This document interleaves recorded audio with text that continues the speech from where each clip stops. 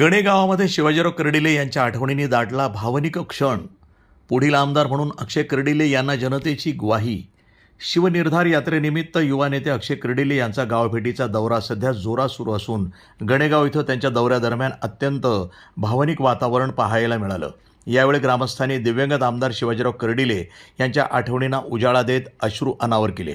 त्यांच्या कार्याची, गावाशी असलेल्या नात्याची आठवण काढत अनेकांनी भावना व्यक्त केल्या.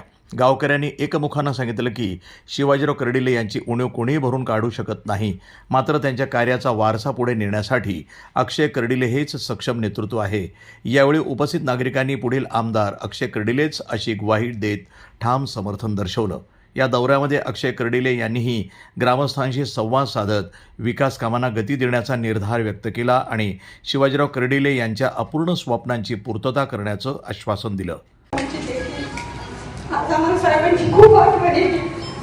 ज्यावेळेस ही घटना घडली त्याच्या आदल्या दिवशी त्यावेळेस साहेबांनी यांना बोलवलं म्हणजे ॲक्च्युअली मी म्हटलं कोणा ते मला साहेबांचा फोन आला. मी म्हटलं कोणाच फोन नाही, माझ्या साहेबांचा सोडून मला कोणाचाच फोन नाही.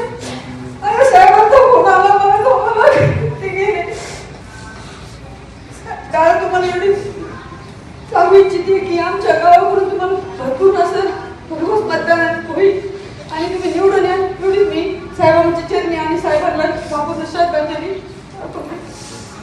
वृत्तसंपादन विभाग, न्यूज टुडे 24, राहुरी.